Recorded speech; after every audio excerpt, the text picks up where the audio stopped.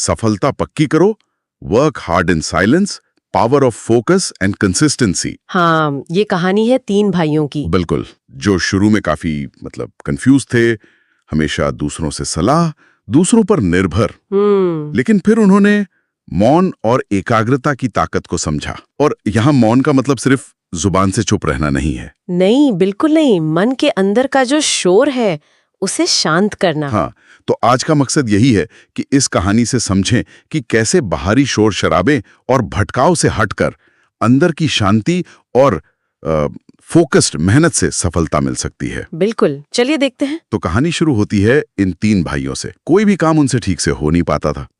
हमेशा सोचते रहते थे क्या करें, किससे पूछें, और जरा सी मुश्किल आई नहीं कि बस हिम्मत हार गए। हाँ, और लोग भी मजाक उड़ाते थे उनका। वही, ऐसा लगता था जैसे वो हमेशा कोई जादुई छड़ी या गड़े हुए खजाने की तलाश में थे, कोई शॉर्टकट। और देखिए, यही उनकी असली दिक्कत थी, ये बाहरी निर्भरता। हाँ, उनकी सारी एनर्जी दूसरों से वैलिडेशन लेने में या कोई फटाफट वाला हल ढूंढने में बिखरी हुई थी। सही।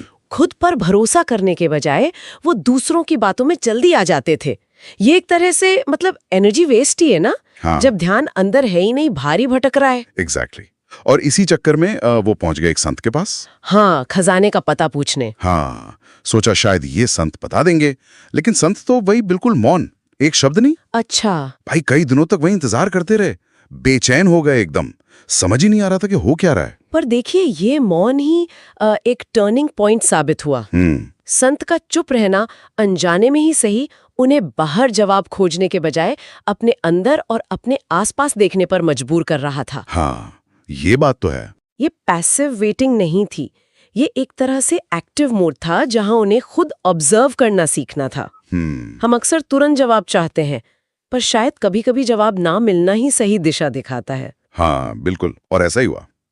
तीसरे दिन बड़े भाई ने पास में मधुमक्खियों को देखा। अच्छा, मधुमक्खियों को? हाँ, उसने ध्यान से देखा कि कैसे वो बिना रुके पूरी लगन से फूलों से रस ला रही हैं, और फिर कितने धैर्य से उसे छत्ते में जमा कर रही हैं। और बस वहीं उसे क्लिक हुआ, एकदम आहा मोमेंट, कि अरे असली खजाना तो ये धैर्य, ये दृढ़ निश्चय और ये लगातार वाले मेहनत है।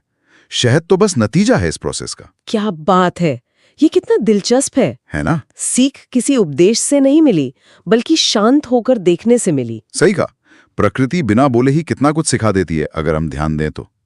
उन्हें किसी गड़े हुए खजाने की जरूरत नहीं थी, बल्कि ये समझना था कि लगातार कोशिश और सब्र का क्या मोल है। वही असल खजाना है। हाँ, वही असल खजाना है। ये सिर्फ हार्डवर्क नहीं है, बल्कि सही दिशा में शांति से बिना भटके लगे रहना है। और उन 5 दिनों के मौन ने सिर्फ बाहर देखना ही नहीं सिखाया, उनके अंदर भी बहुत कुछ बदला। अंदर कैसे? जैसे जैसे बारिश शोर कम हुआ, उनके मन का जो शोर था, जिसे वीडियो में विचारों का कचरा कहा गया है, हाँ, वो टर्म इस्तेमाल हुआ है, वो शांत होने लगा। उन्हें पहली बार एहसास हुआ कि वो कितने फालतू के डर, गलतफहमियां, झूठी उम्मीदें लेकर घूम रहे थे, जैसे दिमाग साफ हो गया हो। बिल्कुल, मौन ने उन्हें सेल्फ रिफ्लेक्शन का मौका दिया। देखिए, सिर्फ चुप रहना काफी नहीं होता, उस चुप्पी में जो स्पष्टता, जो क्लैरिटी आती है, वो जरूरी है। हाँ। तो यहाँ पर कुछ गहरी बातें समझ आई उनको। पहली, सेल्फ रिलायंस, कि जवाब और ताकत बाहर नहीं, अपने अंदर है। खुद पर भरोसा। एग्जैक्टली। दूसरी, लक्ष्य की स्पष्टता। एक चीज चुनो और उस पर टिके रहो, 10 जगह भागने से कुछ नहीं होगा। तीसरी, बाहरी दिखावे से मुक्ति। किसी को इम्प्रेस करने या किसी की नकल करने की कोई जरूरत नहीं है। हाँ। अपना रास्ता खुद बनाओ। सही। और चौथी, सबसे जरूरी, एकाग्रता, फोकस। हाँ। मौन ने उनके मन को भटकने से रोका, फालतू की चिंताएं, दूसरों की बातें, इन सब से बचाया। एनर्जी बचाई। हाँ, एनर्जी बचाई, और ये बर्नआउट से भी बचाता है।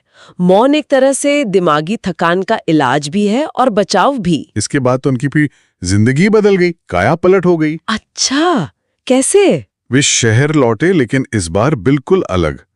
किसी को कुछ बताया नहीं, कोई ढिंडोरा नहीं पीटा। चुपचाप एक लक्ष्य चुना और पूरी लगन से उसमें जुट गए। न कोई शिकायत, न चिंता, बस काम पर फोकस। मन शांत था तो सारी एनर्जी सही जगह लग रही थी। और यही अंदरूनी बदलाव उनकी सफलता की वजह बना। बिल्कुल। बाहर के हालात शायद उतने ना बदले हों, पर उनका नजरिया, उनका काम करने का तरीका बदल गया। उन्होंने मौन और मेहनत को अपना लिया। हाँ। इससे उनकी ऊर्जा फोकस्ड हुई, भटकाव कम हुआ और नतीजा सबके सामने था। वे सफल हुए। और मजे की बात, बाद में जब उन्हीं लोगों ने पूछा जो पहले मजाक उड़ाते थे, हाँ। कि भाई सफलता का राज क्या है, हाँ, क्या बताया उन्होंने कहा कि असली जवाब उन्हें संत के मौन में मिला था। वाह!